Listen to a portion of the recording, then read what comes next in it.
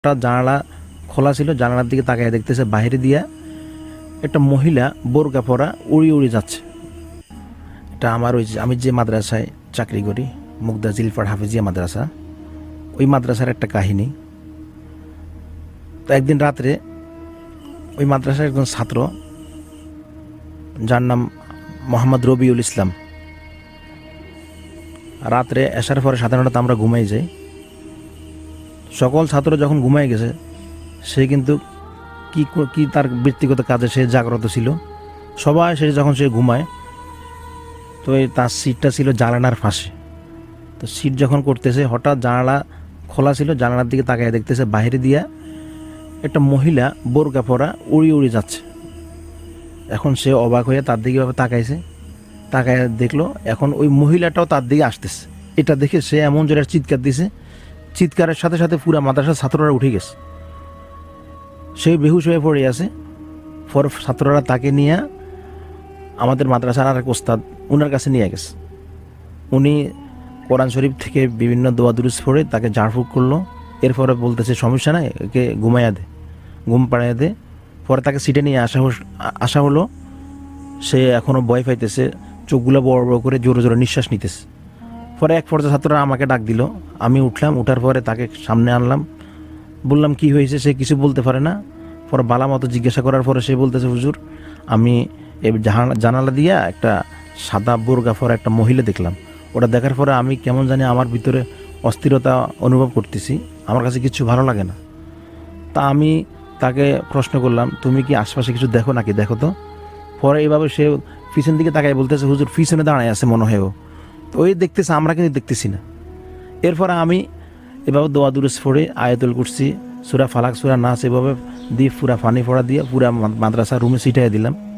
পরে এখন তাকে জিজ্ঞাসা করলাম, দেখো তো এখন আছে কি না। পরে সে বলতেছে, না হুজুর এখন নাই।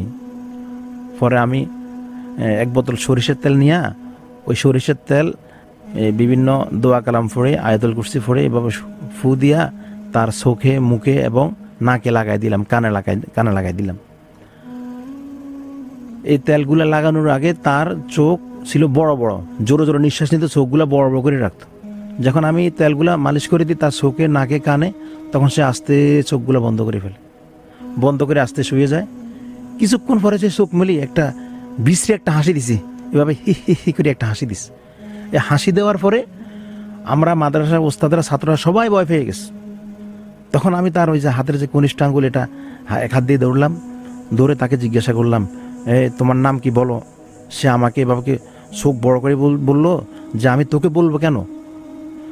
তা আমি তাকে আবারও জিজ্ঞাসা করলাম, এখনও সময় আছে, ভালো থাকতে ভালো সময় আছে, তুমি এখনও ঠিক করে নাম বল, নাম কি তোর।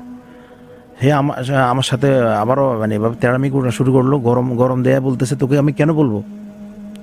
পরে এক পর্যায়ে আমি এক ছাত্রের বললাম, এই কোরআন শরীফ থেকে একটা সূরা আছে, সূরাতুল জিন, ওই সূরাটা তেলাওয়াত করো। এখন একটা ছাত্র যখন 2-3টা আয়াত পড়ছে, তখন ওই লাভ দিয়া ওরা মারতে গেছে। পরে আর ভয়ে পড়ে নাই। পরে একটা বড় ছাত্র হাফেজ, কোরআনে হাফেজ ছিল, তার হাতে আমি তার মাধ্যমে আমি সূরাটা তেলাওয়াত করাইছি, সূরাতুল জিন।